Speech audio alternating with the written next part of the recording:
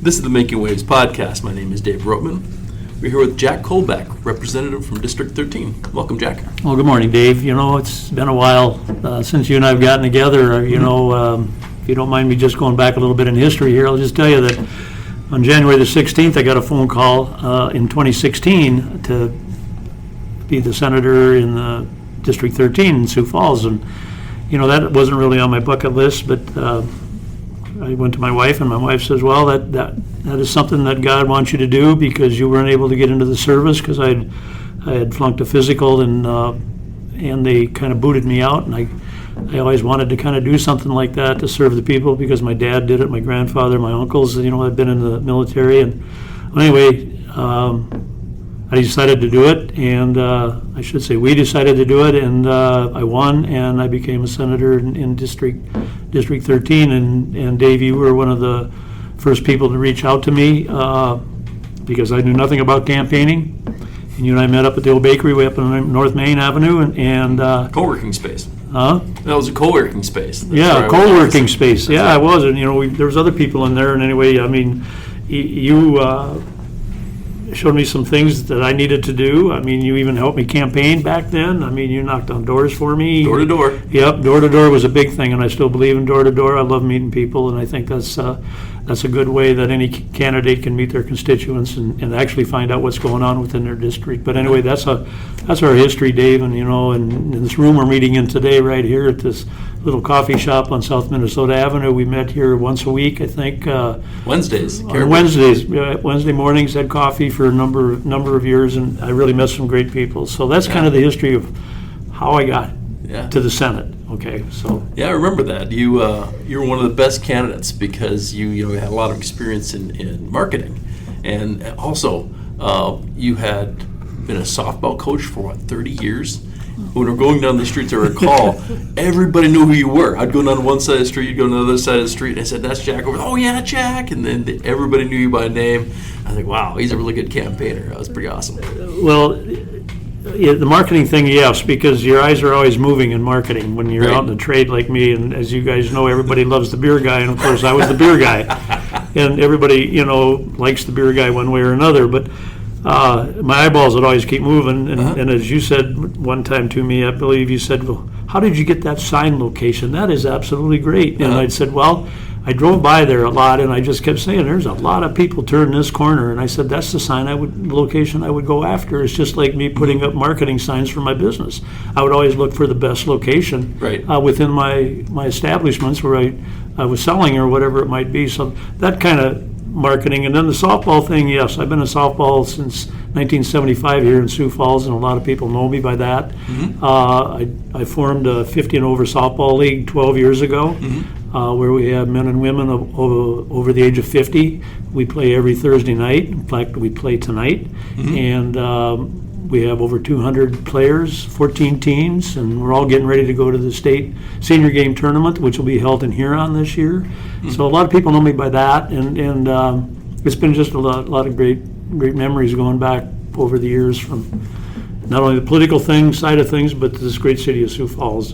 It really does show how important it is to be involved in your community, be part of some community group, or be engaged with your community at large. It makes for a better campaign skill set for people who want to run for office. So that's something to keep in mind if anybody's interested in running. Be involved in your community, join some community organization, do some sport, and that way you get to know people and you build up your connections to the community. Correct. And the first day on my job back in 1975, my boss came to me and said, Jack, you got to join the service club.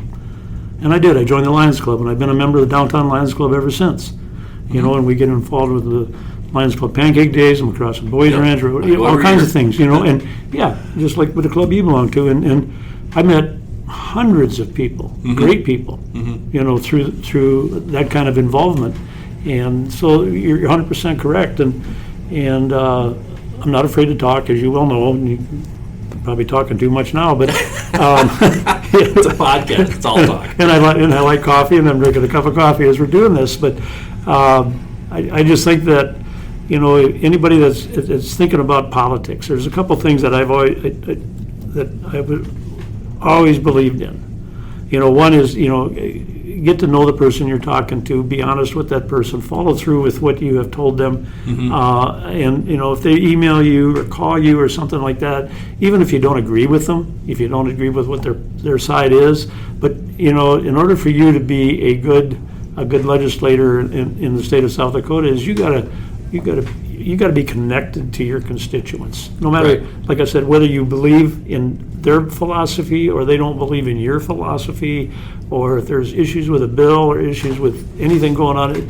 I get calls on things that happen within the city, like the mopeds are going up and down the street 100 miles an hour. I mean, I get phone calls on that type of thing, and talk through it, so. Yeah, and if anybody, Dave, you got people that may want to run for an office somewhere, have them give me a call, and I can give them a few pointers. I'm not saying I'm perfect by any means, but it's a lot of work, and I enjoyed it. I mean, really, the door-to-door was absolutely, to me, my first year, for example, my wife, I always say I'll be home at dark because nobody wants their door knocked on after dark, right? Correct? You were there with me. That's right. Is that right? Well, I'm telling you what, the Sunday night before the election on Tuesday, the general election, on that Tuesday in 2016, I had so much fun walking and knocking on doors. People had made up their minds pretty much who they were going to vote for from the presidential election all the way down. And so they were relaxed, they talked, and we didn't talk politics a lot of times. It was, how you doing? And, hey, you see my new boat? Whatever it might be. I got home at 8:30 that night. And so if you can imagine in November how dark it is at 8:30, and I even, my last knock on the door, the guy said, "You got a sign with you?" And I said, "Yeah, I got one in my car. Put it up." So I mean, it's things like that you never want to forget. I mean, those were great times. But sometimes door knocking can be a little bit treacherous too. I mean, you might be in a neighborhood that, but you talk to them, and I never. When we were walking on doors, and as well as I do, we didn't walk on just one party doors. We walked and knocked on everybody's door. So, yeah, it was quite an experience. Moving on more to policy and what's happening in the legislature. Now, you were on the Appropriations Committee, correct? That is correct. I'll be going on my 8th year this coming January. As people may not know, but I was termed out in the Senate. I put my 8 years in, and I had decided, my wife and I, maybe it was time to get out of it. Well, being in District 13, and the governor, Noam, was picked to go to Washington, D.C., which put Governor Larry Roden now in his position, and he picked Tony Van Huysen from my district to be his lieutenant governor. That opened that House seat up. And it was quite a story behind all that, but anyway, my wife and I, we talked a little bit about it if Tony got picked, but we really hadn't made any decisions. Well, anyway, the day that Tony was picked, it happened at 10 o'clock in the morning, and it was on TV, and my wife looked at me and she says, "You're going to apply for that spot, aren't you?" And I said, "Well, honey," I said, "we really haven't talked about it." And she says, "Well, you darn well better." Okay. So I mean, she says, "What do you need for paperwork to get it done?" We got it done. I get a call from the governor. The governor calls me and says, "When can you be out here?" I said, "I can be out there in 4 hours." He said, No, not quite that quick. I said, "I'll be out there tomorrow." And I went out there on February the 6th and got sworn in by Speaker Hansen, and got put back on appropriations and went right to work on that. So they could use your experience. Well, thank you for doing that. Experiences, it means a lot, even in your own personal business. Experience, you can't give experience away. It is something that stays with you, and I was glad I went back. It was good. Being on appropriations, there's a lot to do with the budget going on. Could you fill us in? What's going on with the budget? And I know you're having discussions now. Right, we are discussing the budget, and of course, as people should know that on June 30th, that's our end of our year, okay? We did not end up as good as what we would like to have ended up at the end of June 30th. We did not quite meet our projections. Sales taxes were down. Yeah, sales taxes numbers were down. Other items were down. Of course, during the COVID, construction taxes were way up because there was all of a sudden, our town boomed, and a lot of towns boomed shortly after that.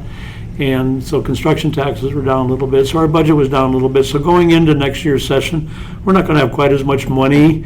You know, we were dealing a lot of times with a couple $100 million of one-time money to spend, and we're not gonna have that this year. We'll probably be somewhere in the vicinity, I believe the number is $67 million is probably where we're at. And so June 30th, that's kind of where we're at, where we ended up at. And then this last month has been a good month. The first month of our new fiscal year, June 30th through the end of July, our sales tax are above projections, construction tax is above projections. So things are looking pretty good, even with the way that the economy, I feel, is going, where people are not really spending any more money than what they really need to spend. But I think our tourism has been doing quite well again, you know, and of course, we're just coming off of the 85th Sturgis Rally, 85th annual, and that was huge out there. And that revenue will start showing up in August. So it's going to be a lot tougher year. There's going to be no's, you know, in appropriations, but there's going to be asks for money, and there's going to be no's. And I mean, that's by Constitution, we have to have a balanced budget. So as appropriators, you know, we work hard on it. I mean, we try to, you know, do the best we can for the people in the state, and sometimes there's tough decisions to make, but you got to make them, you know. Are there any summer work groups going on with the budget?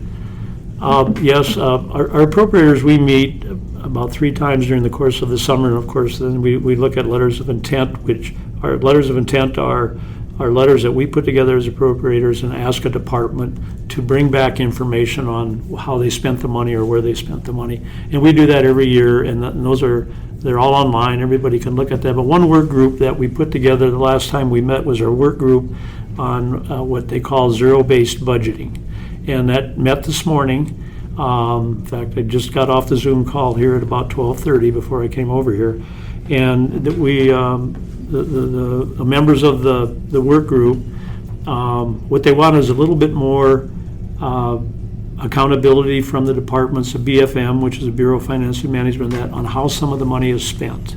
Okay, because when we get a budget, and when you hear the governor's budget in December, he'll talk about $20 million for the Department of Education. Okay, well, that $20 million comes down as a $20 million deal. Okay. So then we work through it and what departments they're going to want to put it in. And then what we want as appropriators is we want a little bit more of accountability as to how that money is spent.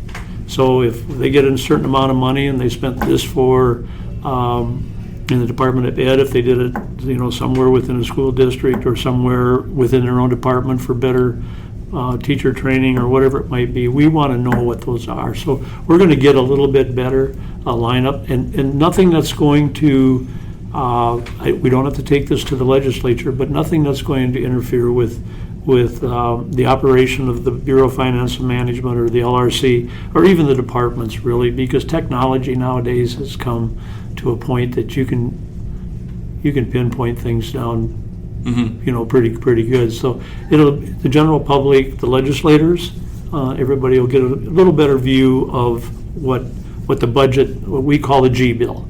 That's the big one, the big G bill. Okay. At the end of the year, and everybody waits for that to come down so they can vote on it and then go home, right? Okay. Right. So now, not this year, but the following year they'll be able to. Hopefully, if we get everything worked out through this work group, which I think did a great job this morning, by the way, I think that you'll see some really exciting things into that too. So just make the state better. I mean, really, we do a great job. You know, when we have $10 million, we're below forecast, or $10 million, we got a reserve fund that we can help that out and keep our balanced the budget and keep in line with the Constitution. South Dakota is lucky that we have a balanced budget, and you're doing a lot of hard work. I recall hearing lots of stories from the legislators about how, the last stages for the G bill, they're working 24 hours. They're exhausted by the time they come home. One of the things and I encourage legislators every day, I said, to come up to appropriations. We start at 7:30 in the morning. Hardest work. Okay. Yeah. And some of the committees in them don't meet till 10 o'clock, or some don't meet till 11 or whatever. And I keep saying, you guys come up to the appropriations room in 362 and come up and sit and listen to the different departments present their budgets to us and how they want us to appropriate money and spend it. So that when you get down to the G bill, you know what we talked about. You know what's going on. Yeah. I encourage that. I keep telling that. And I'll encourage anybody that's listening today that's a legislator, come up to 362, because if we get a handful over the whole year, it's disappointing to me, because I really like to be able to go down on the floor and talk about the G bill and know that 105 legislators said, yep, I was up there that day, I know exactly how that works and stuff like that. But they're busy too, I understand that, but that's how the Appropriations Committee works, and we know we got it, the work cut out for us when the bill hits the floor, so, yeah. Tell us a little bit about what's going on with the prison. I know it's been an ongoing thing, and maybe people are a little tired of hearing about it, but I believe there's some movement. Yeah, I've been on the work group. In fact, I've been involved with the prison funding for about 3.5 years.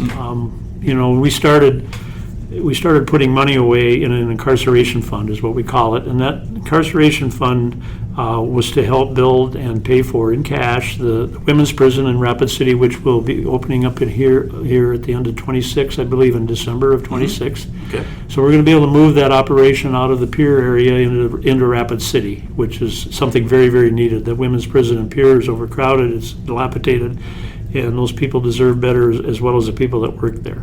So that's pretty much, and we're on budget. In fact, we're running a little under budget on that, on an $80 million project. We're running under budget on that. And how many beds is that, just out of curiosity? I think it's somewhere in the vicinity of about 400, because I think our capacity in Pier is like 250, and we're at like about 350. So, I mean, and there's always, give or take, that number, but that's probably about where we're at with that. That's constantly changing, of course. Yeah, and that'll change something, because we also are going to keep in Pier, we're going to keep the maximum security there in Pier as well, because that was built not too many years ago, and we'll keep that where and this is strictly all women, and so there'll be a couple of different locations, but all in all, it was a good deal. And then on the men's prison situation, the land has been decided upon. It hasn't been voted on yet. We've got a special session on September 23rd, but the land has been, a bid has been put on the land and agreed upon up in northeast Sioux Falls up there. If you guys know where the Gage Brothers' new cement plant is, if you go up into that area, just look to your north and a little bit to your west, and you'll see the area there. Yep. You really can't see it much from any road going around it. We got 148 acres, 47 acres there that we've got a purchase agreement on with that. We're waiting on right now the final bid on the prison. As most people, if they've been following it, know that we kind of set $650 million as the budget to build a 1,500 bed facility, which includes 1,200 beds of security and then a 300 minimum security bed. So that'll bid 1,500, and that would help eliminate. We'd close the Hill, keep Jameson open. That's the maximum security. Close the Hill, which right now today has got like 735 prisoners in it, and it's only built for 450. So those prisoners would be moved over to that new location. Plus, we're about 200 over in Springfield, and some of those minimum security guys would come here into the minimum security part as well. So hopefully that all works out. It's kind of all been agreed upon, but I'm not sure exactly how it'll work. We have to vote on. We want to have one bill, and you can call it the big beautiful bill or whatever you want to call it. Everybody's thinking of that, right? Oh, here we go again. We got the one great big beautiful bill. But the bill would include the purchase of the land and also the amount of money to spend on the prison. It'd all be one. It would take a 2/3 vote, both in the Senate and in the House. And in the process of the land, we traded the Lincoln County land to the people that owned the land that we're purchasing, because we already own that land, and we had a number of millions of dollars already invested in that. So we traded that down, traded that to them. So that took the cost of this project down somewhat too. So, and overall, it's probably not what everybody had envisioned 2 years ago or 2.5 years ago, but I don't foresee it really having any problem going through on the special session, but everybody's got their own ideas. It's not a done deal yet. It's not a done deal yet, but we'll see what happens, but hopefully. But for the safety, of just for public safety, number one, for the CO officers that work in the Hill, for them, it's got to happen. And I don't see delaying it anymore or spending any more taxpayer money on something any different than what we probably have proposed. So, Okay. Yep. What do you think is going to happen next year at the legislative session? What bills are you bringing? What topics are likely to be the big deal? As an appropriator, I don't bring a lot of bills. That's right. And I just be upfront with you because let's explain that to our listeners, because a lot of people don't seem to understand. The Appropriations Committee are so busy doing appropriations, they oftentimes don't get involved in policy bills. Yeah, policy bills, I brought a few, but I don't necessarily get involved in a policy bill that takes a lot of time and where you got to be out talking to people all day long, because I don't have that. I don't have that liberty to do that. I'm kind of stuck in 362, but not that I don't know about the bills, the policy bills, because as everybody knows, it's a 3.5-hour drive to Pierre, and it's a 3.5-hour drive back. And I love driving through South Dakota. And I also love listening to committee hearings. And that's what I do. I listen to, if there's a bill that I feel is very important and controversial or whatever it might be, on the way out and on the way back, I'll listen to those committee hearings. So at least I understand, the pros and the cons of a bill, that I don't have the liberty of going in and sitting in the committee hearing to do that, or getting to talk to a lot of people that are interested in that bill or not interested in it.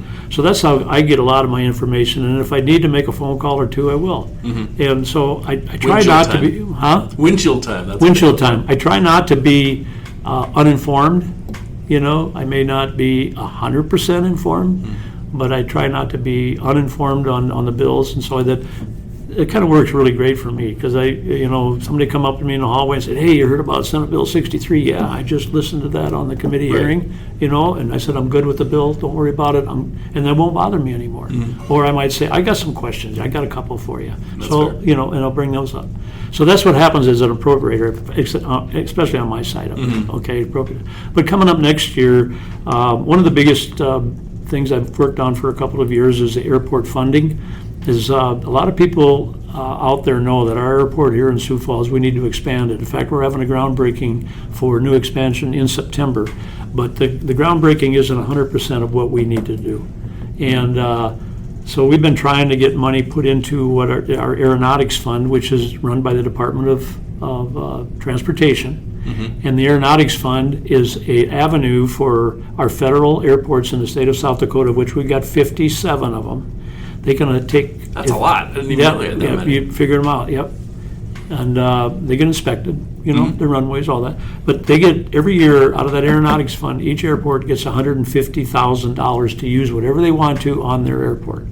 The Sioux Falls, Rapid City, the 5 major ones get a little more than that, but they get that. But they can also, if they got cash money on hand where they can go to the federal government and apply for a grant to build an airport or build onto their airport under certain things the federal government will allow done, the federal government would match up to 90% of it. So if you got a $100 million project, like Sioux Falls has got a $135 million project going, and they had the money in the bank, 10%, 15, 20, 25%, the federal government said, yeah, we'll match that with 75% of it, you get it done. So what I've been trying to do is get more money put in that aeronautics fund, and the only funding in the aeronautics fund, the way it gets its money is from jet fuel, airplane licensing, and stuff like that there. That's the only way they get their funding into that. So I've been working on that real hard. We're going to break ground on the first stage of the new addition of more terminal gates at the airport, because we can't handle any more planes here. That's a big problem for a city growing like what we are. And everybody knows that, and I know people in the middle of the state, if you're listening to me, if you probably won't like this, but, when Sioux Falls grows and Sioux Falls gets bigger like that, it's just better for everybody all the way around it, because people do come to fly into Sioux Falls and go to Chamberlain or Winter or wherever they may go. And they do business. A lot of business people fly in to do that. But we got to be able to accommodate them. And this is one way to do it. So that's one I'm really working on hard. Another one that I'm working on, and hopefully we can remedy this too, is, and for your listeners, Dave, and some of them don't like what we call new taxes, okay? But Nobody likes new taxes. Nobody. I don't like new taxes. But we have a situation in the industry around South Dakota is vaping. There's a lot of vaping going on. People are not smoking the cigarettes, which we tax because they have nicotine in them. Chewing tobacco, which we tax, that's got nicotine in them, but we do not tax vaping. And vaping has become very big. It's become very unpopular amongst the districts, the school districts, with the superintendents and that, because a lot of the younger adults are vaping, and so anyway, we don't tax that other than sales tax. So one thing we thought about doing was just extending the nicotine tax is what we got right now, extending that to vaping. Okay, take that money and put that into a special fund, like for VOCA, for example, victims against child abuse. Federal government's been cutting our funding on that all the time, like Children's Home Society and all that. They've been cutting our money, and we've been taking money out of the general fund to supplement that. But if we could do that, and I say it's not a new tax, I call it an extension of a tax, because I don't know why we don't. A lot of states, I think 38 states, tax it. And why we don't tax it and put that money into that kind of a fund where VOCA would never have to worry about meeting their needs for, our children. And then we could use it for something else, however it works. And I think we've got a lot of the people that are involved with the manufacturing of that would like to even see that, because then there'd be a little bit more control of the vaping. And I don't know if you've heard anything about it, Dave, or any of your listeners. No, almost nothing about it. Yeah, but I'm saying that is something that has been talked about. Last year we had a bill that we almost had it, but this wasn't quite there. Like, I found out in my avenue of being in the legislature that sometimes it takes 3 years to get something done. Yeah. It don't happen the first year. Which is exactly actually the point of legislators and legislation, is that you have to think about things for a while, and sometimes it takes a while for legislation to pass through, because you have to contemplate it, you have to get support from constituents and your citizens who are voting.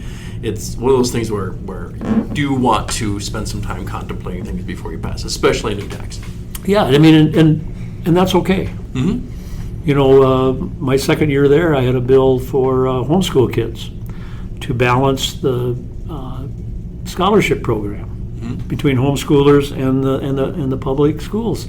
The public schools, the kids only needed a 24 ACT score in order to qualify for $1,250 to go on to college with. Okay, homeschoolers needed a 27 ACT score. I go, that just didn't make sense to me. Okay. That's true. Did I get it through the first year? Yeah, I got it to the floor, got it passed, got it vetoed, went to the veto day and lost by 2 votes, okay? So the next year we had a new governor, and we had some new legislators and everything like that, and was presented pretty much the same bill, had no problem with it. And did it cost the state of South Dakota any money? Very little, if anything. Very little, because, but it got a lot of our homeschool kids, got them into they had to go to a state university to get the money, just like the public kids. But that seems fair. Well, that's legislation, was I crying when I walked out of the Capitol that day? Yeah, I'm going, what did I do wrong, Was I happy the next year? Yeah, I was high-fiving everybody all the way out. But politics is a long game. It's a long game. It's not an overnight deal. So, let's talk just a little bit about, you were in the Senate for 8 years. Correct. What do you feel the difference between being in the Senate and being in the House? You were in the House, of course, for one session, but is there a difference in the culture, the timbre of the houses Senate versus House? Well, for your listeners, I was appointed by the governor, and I went on February the 6th, so I missed a couple. Short session. Yep, I missed a couple, 2-3 weeks going into the House. I'd never, sat in the House other than on the opening couple of days when the House and Senate would meet there and there. And well, the first thing is, right away, I look up and I'm looking at 69 other representatives, which is double what I look at in the Senate. In the Senate, I knew everybody by their first name, their last name. I probably knew their wife. I probably knew a couple of their kids. So that part of it, just a smaller group of people. And so when it came to bills and all of that, there you got a little bit more camaraderie going, because you knew everybody, and you could get up and walk over to their seat because they're only right across the thing from you. Going into the House, of course, you got 70 people there, and you're getting appointed. When I did, and I think there was like 30 some new legislators this year. I don't know the exact number. So there was a large changeover. There was a large changeover, and there was a lot of new people there that I had no idea who they were. And so the first couple of days, I walk in the caucus, and I go, where am I going to sit? I know this guy and that gal or whatever, but I just decided I'm just going to go sit by myself, and I sat right in the front row so I could look at all the, the people, and everybody could. Well, there's the new guy, and so anyway, but it really worked out great. I got to meet a lot of people, got to know who they were, but the atmosphere was, I think, is different than it was in the past. I think because number one of the number of new people that were there. I came in, 8 years, and I could talk about bills and issues that had happened in the past. Where that type of information wasn't available from other people, the new people and all that. And I felt a little bit uncomfortable. I'm going to be honest with you. I just didn't know how to approach. I didn't. And then there's different groups.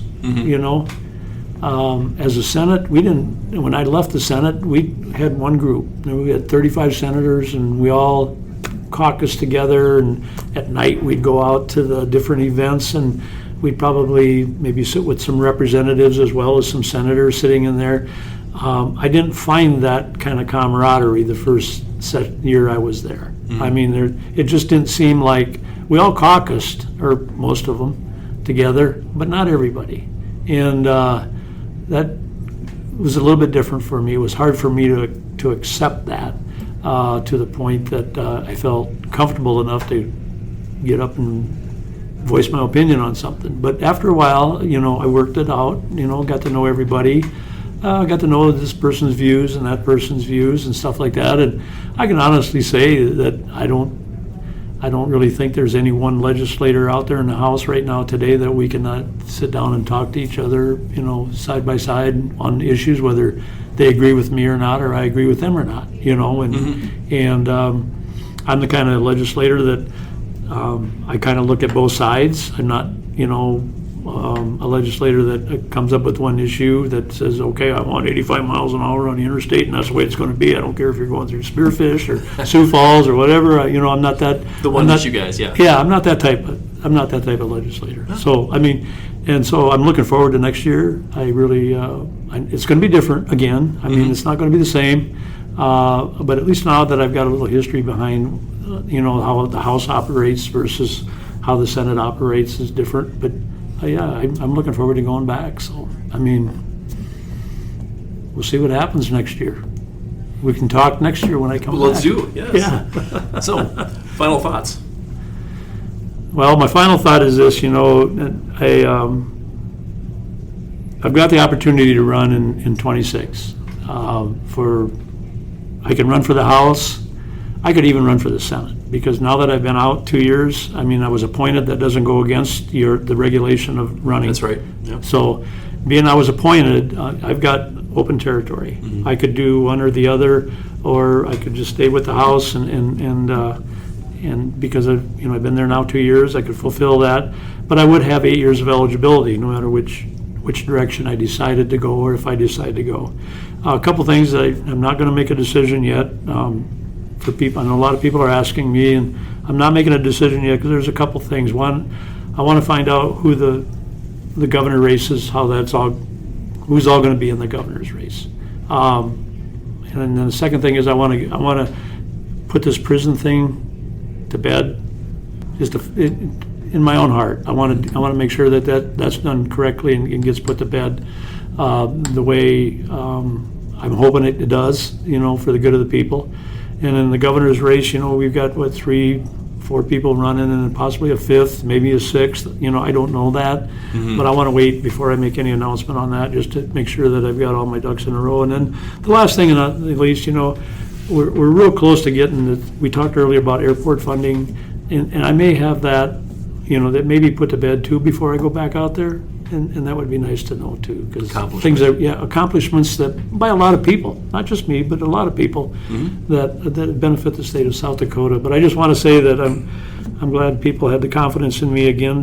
Number one, Governor Roden to ask me to come back. The acceptance that I received when I got back into Pierre from the representatives, from the senators that had been there and that I had served with, the constitutional officers, their people in their offices. It was just absolutely amazing, Dave, and I was very humbled by it. And I'm glad I went back, and I hope I can continue to serve the people next year as best of my ability. Well, thanks, Jack. Thank you for your service. Well, thanks, Dave, for asking me, and hopefully I get to come back sometime. Absolutely. And thanks for the coffee and the donut. You're welcome. This has been the Making Waves podcast. My name is Dave Ropeman, and we've been here with Representative Jack Kolbeck, District 13.